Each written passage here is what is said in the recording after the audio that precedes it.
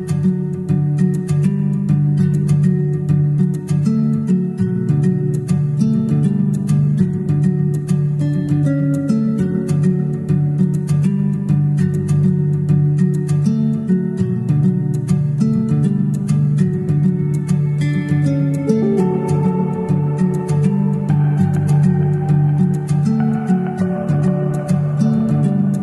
Everyone, जय शंकर.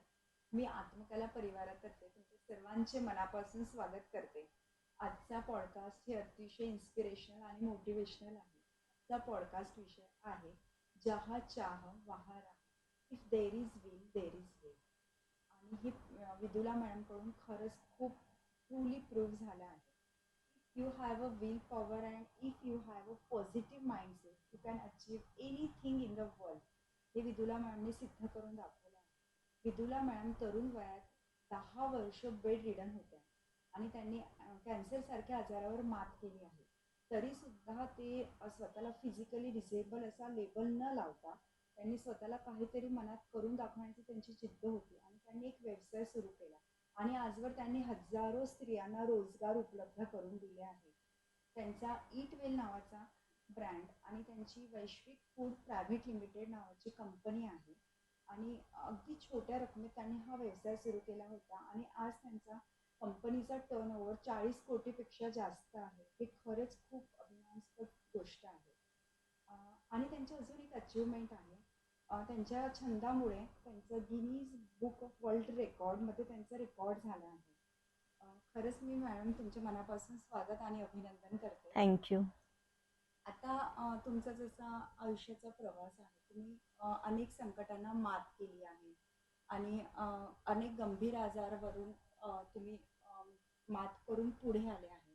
तर आम्हाला तरीसुद्धा तुमची अशी गरुड पक्षासारखी झेप आहे. मला तुमच्या जीवन प्रवासाबद्दल सांगा. तुम्ही कशी फिजिकली चॅलेंज फेस केले? नक्कीच. आधी मला तुमचे धन्यवाद मानू दे. तुम्ही मला इथे येऊन पॉडकास्टमध्ये माझा इंटरव्ह्यू घेण्याच्या लायक समजलात, त्याबद्दल खूप धन्यवाद. माझ्या प्रवासाबद्दल सांगायचं म्हणजे माझा जन्म आणि माझं सर्व आयुष्य इथे पुण्यातच गेलेलं आहे. लहानपण अतिशय छान होतं, पण साधारण 15व्या वर्षापासून वयाच्या मला संधिवाताचा त्रास सुरू झाला. त्यामध्येच माझं मी इलेक्ट्रिकल इंजिनिअरिंगचं शिक्षण पूर्ण केलं आणि ते शिक्षण पूर्ण करत असताना मी औषधं घेतच होते आणि शिक्षण संपल्यानंतर जरा चांगली ट्रीटमेंट घेऊ, पण काय दुर्दैवाने त्या ट्रीटमेंटचा माझ्या शरीरावर विपरीत परिणाम झाला आणि माझा आजार वाढला. संधिवाताचा त्रास होता मला आणि समहाऊ माझे गुडघे इतके आखडले की माझे ते गुडघे ताठ होईनात आणि मला उभं राहता येत नव्हतं. आणि हॉस्पिटल्समध्ये आम्ही दाखवलं सगळीकडे, पण तेव्हा एवढं प्रगत नव्हतं वैज्ञानिक टेक्नॉलॉजी. त्यामुळे प्रॉपर इलाज मिळत नव्हता आणि जे सांगितलं डॉक्टरांनी त्याची भीती वाटल्यामुळे असलं काही करून घ्यायचं नाही की पायातलं पाणी काढा आणि मग तो पाय असा ओंडक्यासारखा होईल, तुमचं आयुष्यभर तो तसाच राहील. तर ते तसं नको होतं मला, त्यामुळे मी ते नको म्हटलं आणि मग घरीच होतो. माझी आई माझी संपूर्ण काळजी घेत होती. माझे वडील लहानपणी एक्सपायर झाले, त्यामुळे आईच सगळं पाहत होती. मग आमचं औषधं सुरूच होती की आयुर्वेदिक घ्या, होमिओपॅथी घ्या. कोणी इकडचे डॉक्टर संधिवाताचं चांगला इलाज करतात, हा माणूस औषध देतो वगैरे, असं सगळीकडे आम्ही सगळ्या ठिकाणी आई फिरत होती आणि मला दिसेल ते सांगेल कोणी तो इलाज करत होती, पण चालता काही येत नव्हतं. अशी 10 वर्ष माझी बेड रिडन म्हणजे मी होते, मला उभंच राहता येत नव्हतं आणि मग चालायचा प्रश्न नाहीच. पण त्या दरम्यान मी मग घरी बसून ट्युशन्स वगैरे घेत होते, कारण आजूबाजूचे लोक सगळे म्हणायला लागले की आता तू आहेस घरी आणि काय जी काही हुशारी आहे तर त्याच्यामध्ये तू आमच्या मुलांचे ट्युशन्स घे. आणि मग ते आपोआप मुलं यायला लागली आणि मग ते माझं सुरू झालं. पण ते सुरू असतानाही औषधं पण सुरू होती, फक्त मला उभं राहता येत नव्हतं आणि त्यामुळे चालता येत नव्हतं.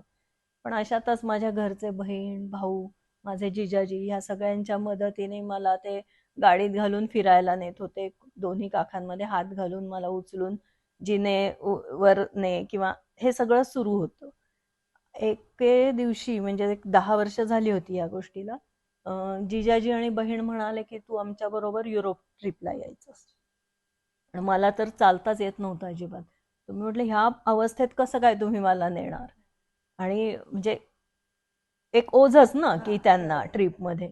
सो म्हटलं आपण आपल्या इथे एक म्हणजे आता सगळं प्रगती झालेली आहे विज्ञानात आणि सायन्स मेडिकलमध्ये, तर पाहूयात काही सांगतात का, कोणी सजेस्ट करतात का. म्हणून आम्ही आमच्या घराजवळ एक मोठं हॉस्पिटल आहे, तिथे गेलो. तिथे ट्रीटमेंट घेतली. तिथे त्यांनी माझे गुडघे भूल देऊन ताणून त्याला ट्रॅक्शन मोठे वेट्स लावून ते सरळ करून दिले आणि दोन्ही पायांना प्लास्टर घातलं. ते म्हणाले 1-1.5 महिन्यामध्ये वगैरे तुम्ही तुमच्या पायांवर चालू शकाल. आणि मिरॅक्युलसली ते झालं. मी चालायला लागले आणि नुकती चालायला सुरुवात केली होती आणि मग मी माझ्या बहीण आणि जिजाजींसोबत युरोप ट्रिपला गेले. आणि मग तिथे फिरले. व्हीलचेअर तेव्हा घेतली होती, आधी मी अजिबात घेतली नाही, कारण मला भीती होती की एकदा मी व्हीलचेअरवर बसले की मी आयुष्यभर व्हीलचेअरमध्ये राहीन, ही भीती होती. त्यामुळे मी आधी अजिबात ती घेतली नाही व्हीलचेअर. त्या तेवढ्या प्रवासापुरती मी व्हीलचेअरवर गेले आणि त्यानंतर परत आले. तेव्हा माझं वय साधारण 30 वर्ष होतं. आणि ट्रिपवरनं येताना ट्रिपमधले जे अनुभव होते युरोपमधले, तेव्हा लक्षात आलं की इंग्लिश नंतर जास्त बोलली जाणारी भाषा जर्मन आहे. आणि मग घरी आल्यानंतर जेव्हा थोडंसं चालायला येत होतं, तेव्हा मग असा विचार आला की आता पायावर तर उभं राहतोय आपण, आता इकॉनॉमिकली पण आपल्याला स्वतःच्या पायावर उभं राहायला हवं. तर त्यासाठी काय करायचं? शिक्षण माझं अतिशय जुनं झालेलं होतं, 10 वर्ष त्याचा काही गंध वगैरे काही नव्हता. मग आता नव्याने म्हणजे अगदी शून्यातून सुरुवात करायची होती, तर काय करायचं? तर ट्रिपमध्ये लक्षात आलं होतं की ही जर्मन लँग्वेज आहे. तर मग इथे आल्यानंतर मग विचार केला की चला तीच भाषा शिकूयात. म्हणून मग पुणे युनिव्हर्सिटीचे जे कोर्सेस असतात, त्या कोर्सेसला मी ॲडमिशन घेतली लगेच. आम्ही युरोप ट्रिपला मे महिन्यात गेलो होतो आणि जून जुलैमध्ये इथे ॲडमिशन सुरू झालं. इमिजिएटली ॲडमिशन घेतली. म्हटलं कुठेतरी सुरुवात करायला हवी आपल्याला. मग घरी मुलांच्या ट्युशन सुरूच होत्या आणि जर्मन पण शिकायला सुरुवात केली. त्या संपूर्ण कोर्सला तेव्हा नुकतीच चालायला सुरुवात केलेली होती मी. एल्बो स्टिक घेऊन चालायचे तेव्हा. 30व्या वर्षी एल्बो स्टिक घेऊन चालतीये मी. बाकी सगळे उडतायत, बागडतायत सोबत. आणि ह्या 10 वर्षाच्या स्पॅनमध्ये बरोबरीच्या सगळ्या मैत्रिणी, सेम वयाचे सगळ्यांची लग्न झाली. सगळे प्रोफेशनली पण सेट झाले. त्यांचे त्यांचे जॉब सुरू झाले. पुढची शिक्षणं झाली. मुलं वगैरे पण काही जणांना झाली. आणि मी तिथल्या तिथेच होते. तर I had to start somewhere. So मी ती लँग्वेज शिकायला सुरुवात केली. काठी घेऊन चालायचे. रोडनी असे जाणारे लोक असे थांबून बघायचे की ही एवढी म्हणजे तरुण मुलगी आणि ही काठी घेऊन का चालतीये. पण मी कशाचंच बॉदरेशन घेतलं नाही. 10 वर्ष मी इतकी घरामध्ये हे झालेली होते की कुठून मला आता बाहेर पडायला मिळेल असं झालेलं होतं. आणि मग मी कशाची तमा बाळगली नाही की कोण माझ्याकडे कसं बघतंय, काय मला हसतायत किंवा काय म्हणजे मागे बोलतायत. नेव्हर. म्हणजे कशाचीच मी काळजी केली नाही. मला माझ्या पायावर उभं राहायचं होतं आणि मला माझं आयुष्य जेवढं शक्य होईल तेवढं इंडिपेंडंटली पुढे स्पेंड करायचं होतं. त्यामुळे मी कुठलीच फिकीर केली नाही. मी त्या क्लासला जात होते. त्या क्लासमध्ये सगळी जवळजवळ 18 ते 20 वर्षाची मुलं होती आणि मी एकटी 30 वर्षाची होते. तिथे पण माझी एज गॅप होती. आणि इतके वर्ष 10 वर्ष मी घरात राहिल्यामुळे मला असं सोशल लाईफ काही नव्हतंच. सो स्वतःहून जाऊन मुलांशी बोलायचं किंवा मुलांशी म्हणजे ते सगळे जे शिक्षणासाठी आलेली मुलं मुली होते त्यांच्याशी मला त्यांच्यात मिसळताच यायचं नाही. आणि मग तो एक कॉम्प्लेक्स होताच, म्हणजे मोठा कॉम्प्लेक्स होता सगळ्याचाच, सोशलच कॉम्प्लेक्स होता. पण त्याच्यावर मात करत की नाही मला हे शिकायचंय, म्हणजे ह्याच्यातून माझं काहीतरी पुढे होणार आहे. So I need to learn this. सो म्हणजे नेटाने मी वर्षभर माझ्याशी कोणी मित्र मैत्रिणी कोणी नव्हते. त्यांचे त्यांचे गोंधळ चाललेले असायचे. मी बसलेले असायचे. मी माझं शिकायचंय. मी माझा अभ्यास करायचंय. 1 ते 1.5 वर्ष माझं असंच गेलं. पण मी खचले नाही. आपल्याला कोणी बोलायला नाहीये, आपल्याशी कोणी बोलत नाहीये, हसत नाहीये, खेळत नाही, नाही नथिंग. मला हे शिकायसाठी मी इथं आली आणि मी हे शिकणार आहे. मला हे शिकायचंय. अशा पद्धतीने मी ते 1 वर्ष 1.5 वर्ष घातलं. आणि मग 1-1.5 वर्षानंतर मला तिथे खूप छान मैत्रिणी मिळाल्या, ज्या आत्ताही माझ्या मैत्रिणी आहेत अजूनही. सो तो कोर्स मी जवळजवळ 4-5 वर्ष केला. त्या कोर्समध्ये तिथे आमचे कॅम्पस इंटरव्ह्यूज झाले. तर बेंगलोरची एक बॉश नावाची कंपनी आहे, मल्टीनॅशनल, जर्मनचीच आहे ती. तर तिथे कॅम्पस इंटरव्ह्यूमध्ये माझं सिलेक्शन झालं. पहिल्या राऊंडलाच सिलेक्शन झालं. रिटन टेस्ट होती, आमच्या ओरल्स होत्या, त्या सगळ्यामध्ये मी पास झाले आणि I was the only student selected from them for the first time. So ते सिलेक्शन झालं. तिथे पुन्हा मला जॉईन व्हायचं होतं. हे 2-3 वर्षानंतरची गोष्ट आहे, म्हणजे 4 वर्ष मी शिकले आणि नंतर हे मला मिळालं. सो तिथे जायचं. तर तिथे जायचं, बेंगलोरला राहायचं, तिथे फ्लॅट घेतला, तिथे सगळं ते झाली अरेंजमेंट आणि माझ्यामध्ये तेवढा कॉन्फिडन्स तोपर्यंत आलेला होता की मी तिथे जाऊन राहू शकेन. आणि घरामध्ये राहून राहून 10 वर्ष मला ते असं झालं होतं की कुठेतरी मला व्हेंट आउट आणि एक्झिट कुठेतरी मिळावी, म्हणून मी हा चान्स होता की चला जाऊयात. आणि तेव्हा बेंगलोर आत्तासारखं फार गजबजलेलं नव्हतं, तसं पुण्यासारखं होतं तेव्हा. सो म्हटलं चांगलं आहे, म्हणजे पुण्यासारखी सिटी आहे पण वेगळं सगळं, एकदम कम्प्लीट ॲटमॉस्फिअर वेगळं, म्हणून मी तो चान्स घेत होते. जॉईन व्हायचं होतं आणि आई बहीण म्हणाल्या की आता तू तिकडे जाणार, लवकर तुझं येणं होणार नाही इकडे, जॉब आहे, सुट्ट्या मिळतील न मिळतील. म्हणून म्हटली की आपण भेटून येऊयात आपल्या रिलेटिव्हजना. म्हणून एका रिलेटिव्हजकडे गेले. तर त्यांचं शेतात घर होतं. त्या शेताच्या बांधावरून चालत असताना माझा तोल गेला आणि मी पडले. ते बांधावरून खाली शेतात पडले, पण पडताना माझा पाय आपला गुडघ्यात फोल्ड होतो. माझे गुडघे तेवढे छान चांगले झालेले नव्हते. तर तो पाय जो मोडला, तो गुडघा फोल्ड होण्याऐवजी माझी मांडी फोल्ड झाली. आणि मांडीचं फिमर बोन जे असतं ते तुमच्या पूर्ण बॉडीतलं स्ट्रॉंगेस्ट बोन असतं. ते बोन माझं तुटलंच, म्हणजे लिटरली. मग पुन्हा ऑपरेशन, सर्जरी सगळं ते आलं, रॉड घाला वगैरे. तिथे प्लास्टर होत नाही, त्यामुळे पाय स्ट्रेट ठेवा. 6 महिने पाय एक अगदी सरळ होता, हलवायचा नाही. पुन्हा 6 महिने मी बेड रेड. हा, मग ते जॉईनिंग वगैरे पण नाही, तिथे कळवलं की नाही असं असं झालेलं आहे आणि नाही येता येणार आहे म्हणून. तर त्या दुखण्यामध्ये पुन्हा असे 6 महिने गेले. मग त्याच्यानंतर थोडंसं मग हे वाटायला लागलं की असं जर आपण पडत असू आणि असं आपलं मोडत असेल काही, तर आपण दूर जाऊन कुठेतरी राहावं का एकट्याने. मग तो विचार जरा बाजूला पडला आणि मग म्हटलं तर काहीतरी काम पाहायला हवं आपल्याला. सो आमचे जिजाजी म्हटले की आपल्याकडे आहे, आपलंच ऑफिस आहे, त्यांच्या इंजिनिअरिंग कंपन्या होत्या, तर मग तिथे ये तू एक्सपिरियन्स घ्यायला. की काय, म्हणजे मला काहीच सोशल एक्सपिरियन्स नव्हताच. ऑफिस काय असतं, ऑफिसचे कलिग्स काय असतात, ऑफिसमध्ये काम काय असतं, डिसिप्लिन काय असतं, हायरार्की काय असते, हे काही माहीत नव्हतं. So I wanted that experience. म्हणून मी त्यांना म्हटलं की मला पाहायचं आहे कुठेतरी काम. तर ते म्हटलं ये आमच्या इथे. So I started going there. आणि मग तिथे गेल्यानंतर मग त्यांनी जस्ट थोडं फूडचं काहीतरी सुरुवात करायची असा प्लॅन होता त्यांचा. कारण he was supplying to many multinational food processing companies at that time. Engineering products म्हणजे त्यांची SV रोबोटिक्स आणि SV मॉड्युलर अँड कन्व्हेयर्स अशा नावाच्या कंपन्या ऑलरेडी सुरू होत्या. आणि व्यवस्थित सगळ्या मल्टीनॅशनल फूड प्रोसेसिंग कंपनीज त्यांचे कस्टमर्स होते.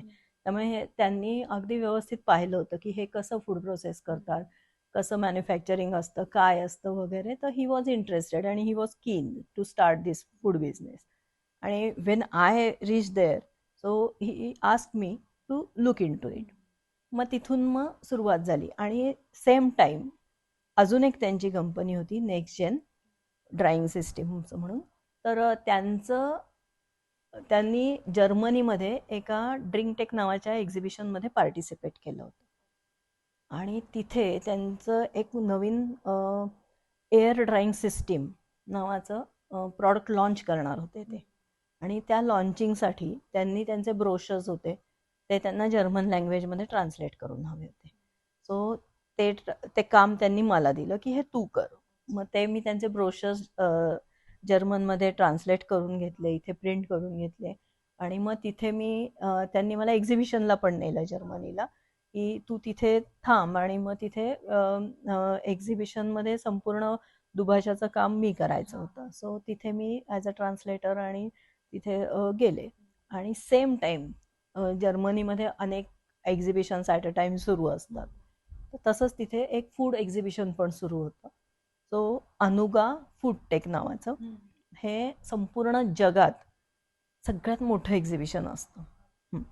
आणि I got the chance to visit there. जिजाजींनी मला ते विजिट करायला दिलं. सो मी ते पाहिलं. 4 दिवस मी पाहत होते ते एक्झिबिशन. इतकं प्रचंड, तुमचं पूर्ण पाहूनही होत नाही. आणि संपूर्ण जगातले लोक तिथे पार्टिसिपेट करतात. छोटे देश, मोठे देश, अमेरिका, युरोप कंट्रीज असतातच, पण इतरही अनेक छोट्या देश असतात. आपल्याला तिथून काय कळतं की लोक काय प्रोसेस करतात, काय पदार्थ बनवतात, पेरिशेबल जे आपले गुड्स असतात त्याला शेल्फ लाईफ कसं देतात आणि त्या प्रॉडक्टची सस्टेनेबिलिटी कशी वाढवतात.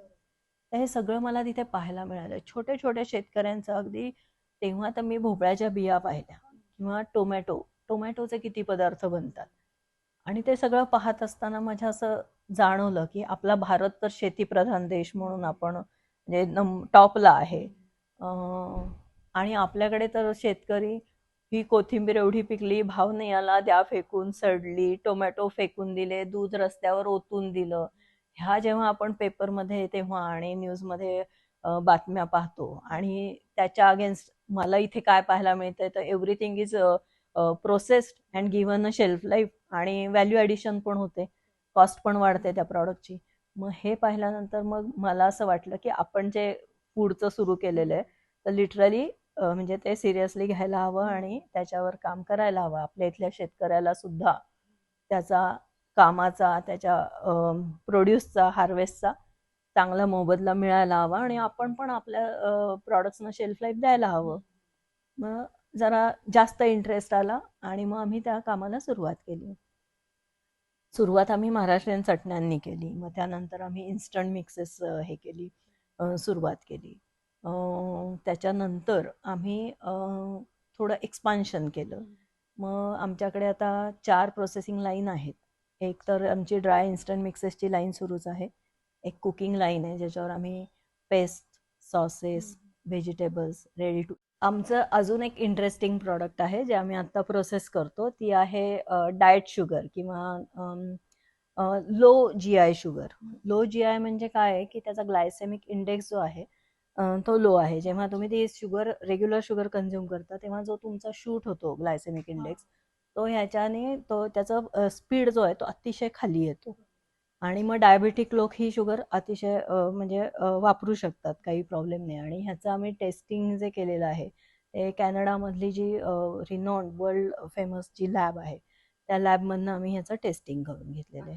तर ही शुगर, रेग्युलर शुगर आमच्या इथे प्रोसेस होते. आम्ही त्याच्यामध्ये त्याच्यावर प्रोसेसिंग करतो आणि मग ही शुगर रेडी होते. तर हे अतिशय आमचं चांगलं जाणारं एक प्रॉडक्ट आहे आणि we are very proud of it की म्हणजे वी कुड प्रोसेस दिस. तर ही शुगर लीफ तुम्हाला नावाची जी शुगर आहे ती तुम्हाला कुठेही मॉल्समध्ये वगैरे मिळू शकते आणि ते एक छान आमचं प्रॉडक्ट आहे. तुम्ही नक्की ट्राय करा. हां. खूपच छान सांगितलं मॅडम. आता जसं तुम्ही सगळं हे सांगितलं, तर हे ईट वेल नावाचं ब्रँड आणि हे वैश्विक फूड प्रायव्हेट लिमिटेड याचा जन्म कसा झाला? म्हणजे कोणत्या साली? हे आम्ही सुरू केलं 2006 साली अच्छा. आणि 2006 पासून ते सुरूच आहे. हां. आमचं कंपनीचं नाव आहे वैश्विक फूड्स प्रायव्हेट लिमिटेड आणि आमचं ब्रँड नेम आहे ईट वेल. तेव्हापासून आजपर्यंत आजतागायत आमचं सुरू आहे. आमच्या 4 प्रोसेसिंग लाईन्स आहेत मी सांगितलं तसं. आणि मोस्टली आमच्याकडे म्हणजे कसं आहे की फार्मर्सशी आम्ही कनेक्टेड असतो. अराउंड 700-800 फार्मर्स आम्हाला कनेक्टेड आहेत. मग त्यांच्या शेतात जे पिकतं हां. ते आम्ही त्यांना हमी देतो की हे आम्ही तुमचं सर्व प्रोड्यूस घेऊ आणि ते आम्ही प्रोसेस करतो. आता आमची जी कंपनी आहे त्याला international food safety standard BRC असतं, ब्रिटिश रिटेल कन्सोर्शियम. तर ते आमच्याकडे स्टँडर्ड आहे. त्याचं दरवर्षी ऑडिट होतं आमच्या कंपनीचं आणि ते सर्व international food safety standards follow करून आमच्या इथे ती प्रॉडक्ट सगळी बनतात आणि तेव्हा ती एक्सपोर्ट होतात. सो आमचं ते सगळं शेतकऱ्यांचा माल आम्ही घेतो, तो प्रोसेस करतो आणि तो एक्सपोर्ट करतो. आणि इंडियामध्ये पण अनेक भागांमध्ये आमचं जातं प्रॉडक्ट्स. कोणते कोणते food? आमचे इन्स्टंट मिक्सेस आहेत, गुलाबजामुन मिक्स, ढोकळा मिक्स. त्यानंतर आमचे कॅनिंगमध्ये आम्ही तुम्ही जे पिझ्झा टॉपिंग्स पाहता, हा पॅप्रिका, रेड हा पॅप्रिका असते, त्यानंतर ॲलपिनियो असतं. तर ते सगळं आमच्या इथे प्रोसेस होतं आणि त्याचं फार्मिंग सगळं ऑल ओव्हर भारतामध्ये आमचं ते सुरू असतं. हे आमचा माल कर्नाटक, त्यानंतर केरळ, त्यानंतर वरती जळगाव वगैरे भागांमधनं, म्हणजे सगळीकडून जिथे जिथे फार्मर्स रेडी आहेत आमच्यासाठी हार्वेस्टिंग करायला किंवा आमच्यासाठी शेती करायला, तिथे तिथे आम्ही ते प्रोसेस करून घेतो. इतर भाज्या सुद्धा आमच्या असतात. बेबी कॉर्न आम्ही करतो. त्यानंतर लेडीज फिंगर, भेंडी, आमचं ओखरा असतं. जशी जशी आमच्या ऑर्डर्स असतील त्या पद्धतीने आम्ही व्हेजिटेबल्स आम्ही ग्रो करून घेतो. त्यामध्ये आम्ही फार्मर्सना सगळं ॲग्रिकल्चर नॉलेज किंवा खत, फवारणी, अ, काय करायची, कधी करायची, कसं काळजी घ्यायची पिकाची, हार्वेस्टिंग कधी करायचं, ह्याचं सुद्धा नॉलेज आमच्याकडून शेतकऱ्यांना जातं आणि अकॉर्डिंगली शेतकरी तो माल म्हणजे प्रोड्यूस करतात आणि त्याचं प्रॉपर हार्वेस्टिंग करून तो माल आमच्या प्लांटवर येतो आणि तिथे आमचं प्रोसेसिंग होतं. तो माल आल्या आल्या आम्हाला 2 दिवसात त्याचं पूर्ण प्रोसेसिंग करावं लागतं. कारण ते म्हणजे पेरिशेबलच आहे ना. आपल्या जशा घरच्या भाज्या टिकत नाहीत तसं तेही टिकत नाही. त्यामुळे तेवढ्या प्रमाणात आम्हाला काम ते इतकं फास्ट करावं लागतं आणि मग त्यासाठी आमच्याकडे म्हणजे लोक आहेत. तर हो, आमच्याकडे म्हणजे जवळजवळ 75% कामं सर्व स्त्रियाच करतात. हे ह्याच्यात खाली लाईनवर काम करायला पण लेडीज आहेत आणि आमच्या स्टाफ मेंबर्समध्ये पण मॅक्झिमम लेडीज आहेत. So I am very proud of it की माझ्यामुळे या इतक्या स्त्रियांसाठी रोजगार निर्माण झाला आणि त्यांना स्वतःच्या पायावर उभं राहता आलं. आमचा प्लांट आहे शिरवळ इथे आणि मग तो पूर्ण ग्रामीण भाग आहे. सो त्या ग्रामीण भागातल्या स्त्रियांसाठी जिथे रोजगाराची फार अवेलेबिलिटी नाही आहे, अशा ठिकाणी त्या स्त्रियांना आम्ही रोजगार उपलब्ध करून देऊ शकलो आज. त्यांच्यात पण तो आत्मविश्वास त्यांच्यामध्ये सुद्धा आत्मविश्वास. काही काही वेळा काय होतं की काही म्हणजे माझा पर्सनल अनुभव आहे की जेव्हा घरच्यांना माहीत असतं की कंपनीच्या ज्या डायरेक्टर आहेत त्या लेडीज आहेत, तेव्हा त्यांना पण असा विश्वास असतो की नाही, आपण या कंपनीत पाठवायला काही हरकत नाही. हे अतिशय म्हणजे आपण शहरात राहतो त्यामुळे ह्याच्याबद्दल म्हणजे असं कधी होत नाही, पण ग्रामीण भागामध्ये मात्र विचार केला जातो की नाही, इथे ह्या कंपनीत पाठवायला सेफ आहे आणि काही काळजीचं कारण नाही आहे. त्यामुळे माझ्याकडे ज्या लेडीज आहेत त्या अनेक वर्ष माझ्यासोबत आहेत, काम करतात आणि we are very proud of them. तर असं आहे. खूप तर छान. हं. खरंच हे खूप मोटिवेशनल आहे तुमचं. जसं मॅम तुम्ही मगाशी खूप हॉबीज आहेत, त्यातल्या एका हॉबीमुळे तुमचं ते गिनीज बुक वर्ल्ड ऑफ रेकॉर्डमध्ये तुमचं रेकॉर्ड झालं, तर त्याबद्दल आम्हाला सांगा. नक्कीच. काय आहे की जेव्हा मला चालता येत नव्हतं तेव्हा मी ट्युशन्स घेतच होते, पण त्याचबरोबर माझं विणकामाची मला आवड होती आणि मी घरामध्ये आईला, माझ्या मावशीला विणकाम करताना पाहिलेलं. मावशी तर सतत काहीतरी विणत असायची आणि शाळेत पण आम्हाला शिकवलेलं होतं. तर शाळेत शिकवलं होतं, मावशीला पाहत होतो, त्यानुसार मग मावशीच्याच कामामध्ये लुडबुड करत करत काहीतरी शिकायचं, काहीतरी करायचं आणि मग तेव्हा वेळच वेळ होता ना, कारण काहीच नव्हतं करायला. मग तेव्हा मग ते सुरुवात केली. आवड तर होतीच. मग ते करत करत मग त्यानंतर जेव्हा हे ऑफिस वगैरे सुरू झालं तेव्हा ते थोडंसं कमी झालं. पण एका सर्टन एज नंतर पुन्हा मी ते करायला घेतलं, शिकायला घेतलं. सो आय हॅव स्टार्टेड आणि मग त्याच्यानंतर काय झालं की माझा वाढदिवस झाला 50वा. मी थोडंफार करतच होते विणकाम. 50वा वाढदिवस झाला आणि हे सगळं शरीराचं म्हणजे होतंच. नी रिप्लेसमेंट झाल्या माझ्या. म्हणजे माझा जेव्हा पहिला जो गुडघे ताठ करून दिले तेव्हाच डॉक्टरांनी सांगितलं होतं की एक 10 वर्षात तुला नी रिप्लेसमेंट करावी लागेल, गुडघ्यांची खूप झीज झालेली आहे. सो अकॉर्डिंगली 10 वर्षात खरंच ते रिप्लेसमेंटला आले, म्हणजे प्रचंड दुखत होते. सो ती रिप्लेसमेंट करून घेतली. ही रिप्लेसमेंट केव्हा केली? माझं मांडीचं ऑपरेशन झाल्यानंतर एक 5 वर्षांनी. आणि ती रिप्लेसमेंट ॲक्च्युली अनफॉर्च्युनेटली माझी फेल गेली. ॲक्च्युली ती झाली होती 40व्या वर्षी. 40व्या वर्षी तेव्हा कसं होतं की खूप सिनियर सिटीजन वगैरे रिप्लेसमेंट करायचे. आणि मग मला असं वाटलं की बापरे 40व्या वर्षीच करायची, म्हणजे इजंट इट टू अर्ली. पण म्हणजे काय समजत नव्हतं काय करायचं. तर अचानक एक असेच डॉक्टर भेटले आणि ते मला म्हणाले, हे बघ म्हणे, तुझ्यावर आहे निर्णय घेणं. आत्ता तू नी रिप्लेसमेंट कर आणि पुढची 10 वर्ष मस्त मजेत घालव. नाही तर हे असंच दुखरं, गोळ्या खा, तेल लाव, हे कर आणि रडत खडत 60ला पोच, आणि मग तेव्हा तुला काय करायचंय ऑपरेशन तेव्हा ते करून घे. तुला निर्णय तुझा आहे, तुला तुझं लाईफ कसं जगायचंय. त्यांनी जेव्हा असं व्यवस्थित चित्र डोळ्यासमोर उभं केलं तेव्हा म्हटलं नाही, रिप्लेसमेंट करायची आणि भागडायचं फिरायचं. सो मी तयार झाले आणि ती रिप्लेसमेंट केली. पण अनफॉर्च्युनेटली ती माझी फेल गेली. त्याच्यामध्ये इन्फेक्शन वगैरे झालं. मग पुन्हा ते सगळं ते पुन्हा फेल गेली, त्यामुळे ते सगळं काढावं लागलं. मग पायात एक सिमेंटचा जामर लावला होता. 6 महिने तो होता. पायाला ब्रेसेस लावलेले होते. तो अजिबात विदाऊट स्टिक चालायचा नाही पुन्हा. मग ते केलं 6 महिने तशीच विथ ते ब्रेसेस आणि स्टिक चालले. ऑफिस सुरूच होतं. आणि 6 महिन्यानंतर जेव्हा इन्फेक्शन शून्य झालं तेव्हा ती पुन्हा रिप्लेसमेंट झाली माझी. अशी एका गुडघ्याची म्हणजे 2 वेळा रिप्लेसमेंट झाली. त्यानंतर ते ओके आहे, म्हणजे त्याच्यानंतर काही प्रॉब्लेम नाही. आणि 2-3 वर्षात दुसरा पण आला रिप्लेसमेंटला. सो दुसरी पण रिप्लेसमेंट झाली. ती झाली माझी 40, 42, 43व्या वर्षी झाली. आणि आय रीच टू 50. आता 50व्या वर्षापर्यंत त्या ह्याच्यामध्ये काय फार काही कुठला त्रास झाला नाही. आणि म्हणजे वजन होतं जास्त. ते केले प्रयत्न पण ते काही होईना कमी. म्हटलं ठीक आहे वजन. पण 50व्या वर्षी असं वाटलं, 50वा वाढदिवस झाला की छान, आता म्हणजे आपल्याला काहीही होत नाहीये, आपण ओके आहोत आणि इथून पुढचं जे काय आयुष्य आहे आपलं ते बोनस आहे आणि मस्त मजेत आपण स्पेंड करायचं. आणि सुरुवात केली. मैत्रिणींबरोबर एक प्लॅन पण केला की आपण फॉरेन ट्रिपला जाऊयात वगैरे म्हणून. पण माझा वाढदिवस झाला 50वा आणि साधारण 1.5-2 महिन्यामध्ये मला जरा ऑड वाटलं की काहीतरी सिस्ट आहे असं जाणवलं ब्रेस्टमध्ये. चेक केलं, मॅमोग्राफी केली, त्यानंतर सोनोग्राफी वगैरे सगळं ते झालं आणि झालं, डिटेक्ट झाला ब्रेस्ट कॅन्सर होतं.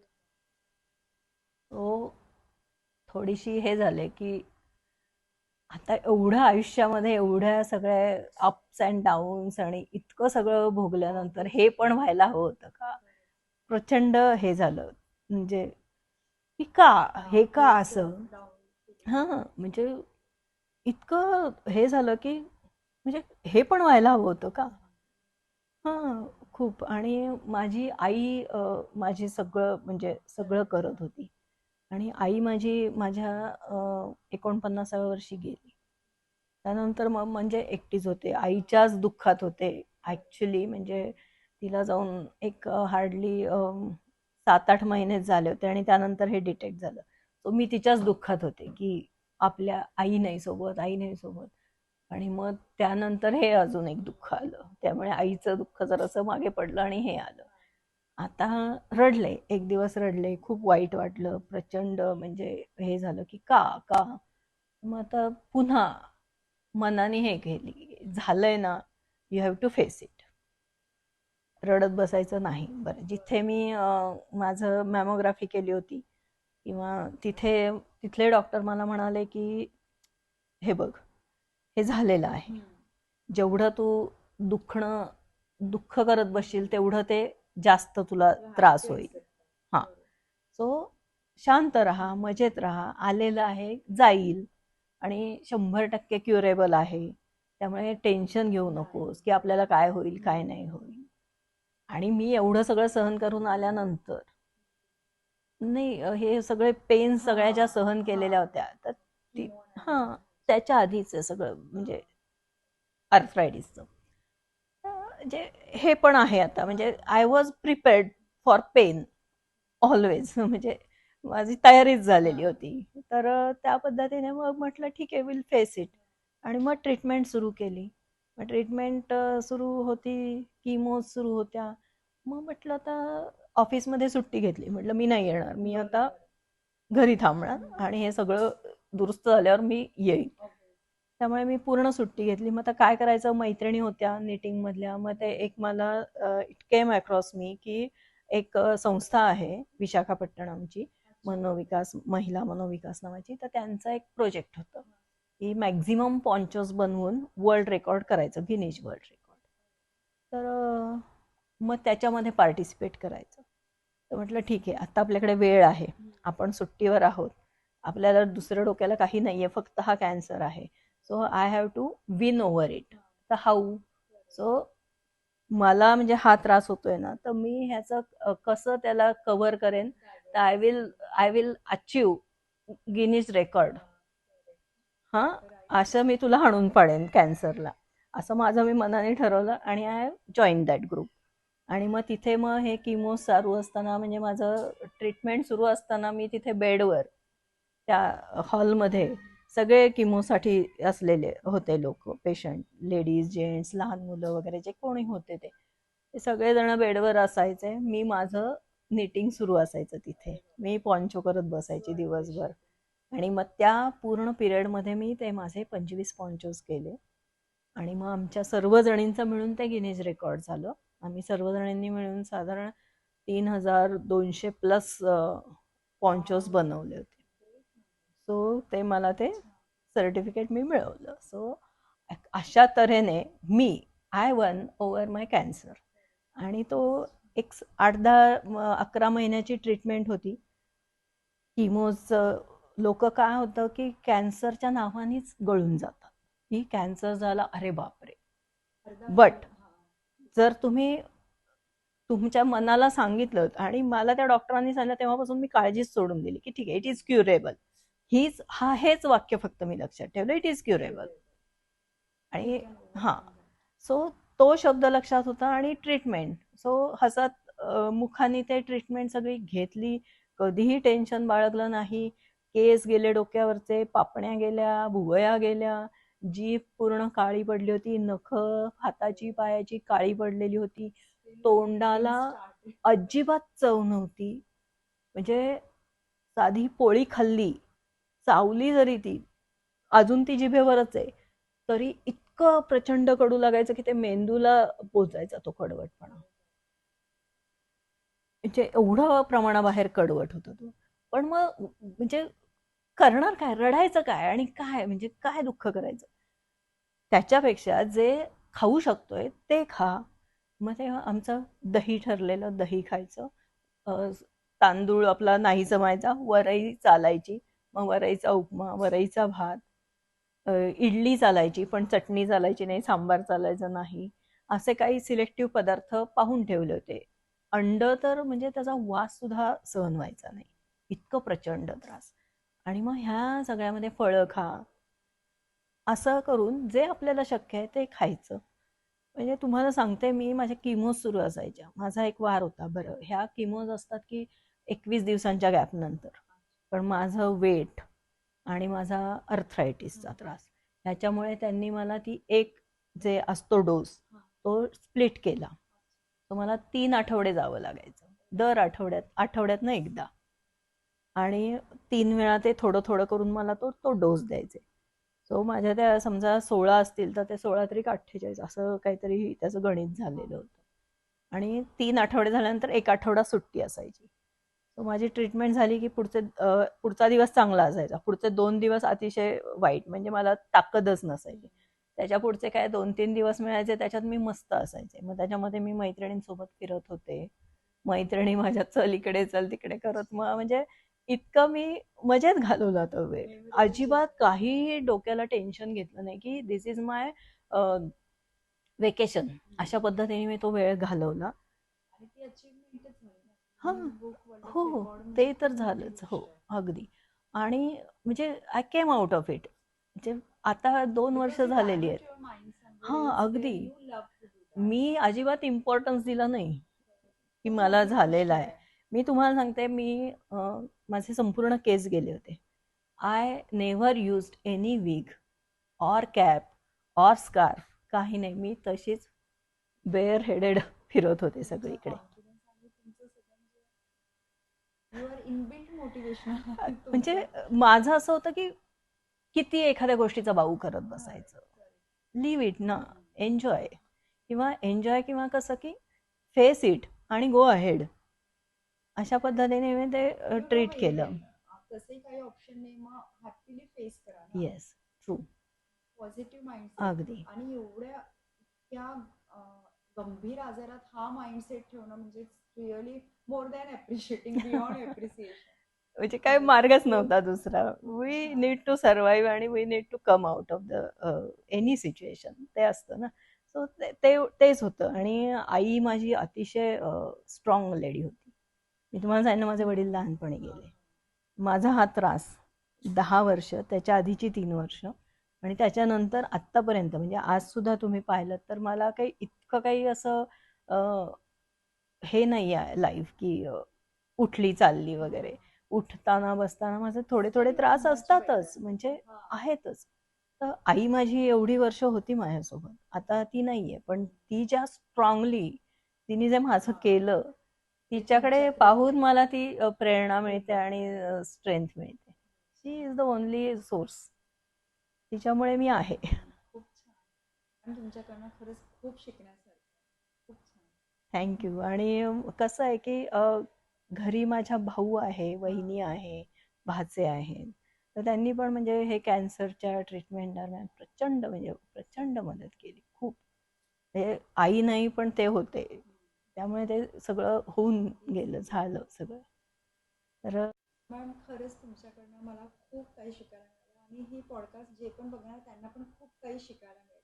तर मला असं विचारायचं आहे किंवा एक मेसेज तुम्ही द्या तुम्ही यंग जनरेशनला, की ते खूपच क्विकली त्यांचे रिॲक्शन्स असतात, ते लगेच त्यांना हे लगेच डिप्रेस होतात. तर त्यांच्याबद्दल तुम्ही काहीतरी त्यांना मेसेज द्या तुमच्या ह्या जर्नीमधलं सगळं. आत्तापर्यंत तुम्ही सर्व ऐकलंच आहे. माझं काय आहे की म्हणजे आलेल्या परिस्थितीला तोंड तुम्ही कसं देता, फाईट करता, हसत तिला सामोरे जाता, का तुम्ही त्याच्यापासून स्वतःला कोशात घालता.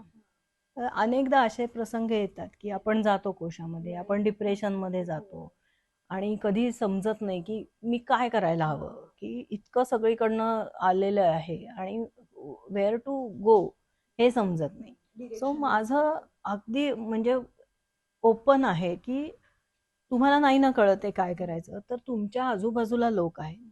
तुम्हाला माहिती आहे की कोण शहाणं आहे, कोणाचं काय नॉलेज आहे, कोण कितपत आपल्याला गाईड करू शकतो किंवा कोण कितपत आपल्याला ॲडवाईज करू शकतो. तर त्या व्यक्तीशी तुम्ही बोला किंवा त्या व्यक्तीकडून तुम्ही समजून घ्या की आपण काय करायला हवं.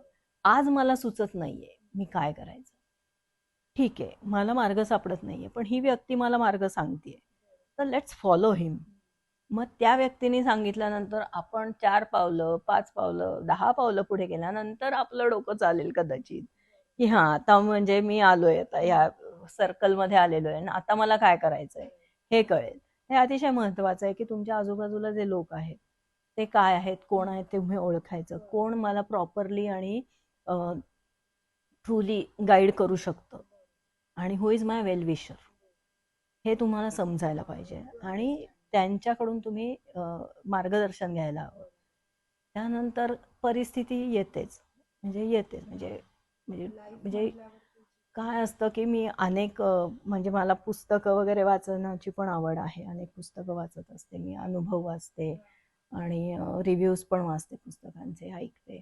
तर खूपदा असे लोक डिप्रेशनमध्ये जातात आणि संपून टाकतात, पण that is not the way.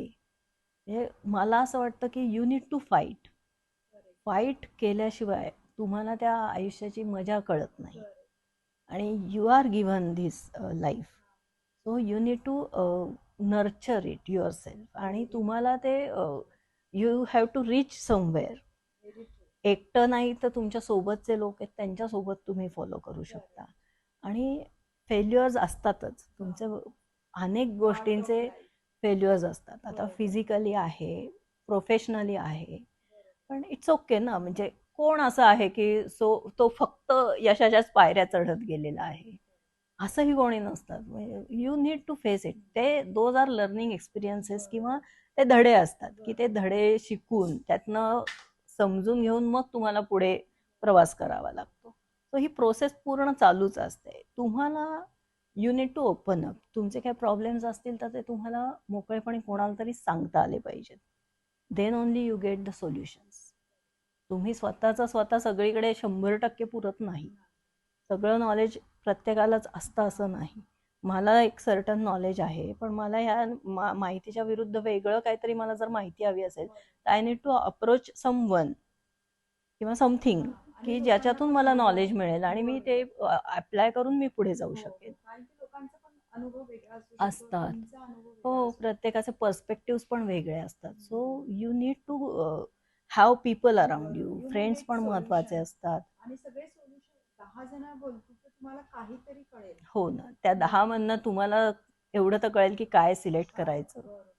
So positive राहायचं आणि म्हणजे की मी माझं पाहीन असं नाही. मला तुम्हाला सांगू का की मला आत्ता सुद्धा मदत लागते, हेल्प लागते. मी जाते एकटी, प्रवास करते, फिरते.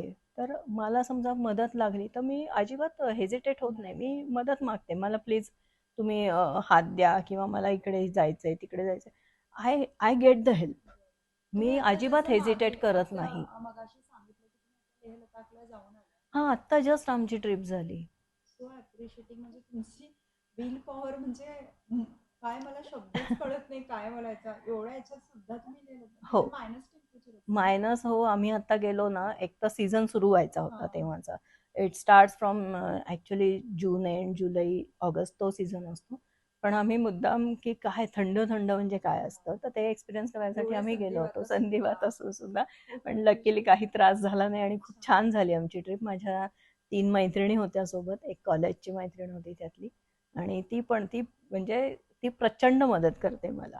कारण की तुमचा पॉझिटिव्ह माइंडसेट आहे ना, त्यामुळे सगळ्यांना आवडतं तुम्हाला मदत पण करायला. हाय, माझं म्हणजे आहेत आवडी आहेत. प्रवासाची आवड आहे, फोटोग्राफीची आवड आहे. त्यामुळे मला फिरायला आवडतं आणि आहे माझं म्हणजे मैत्रिणींचा ग्रुप आहे.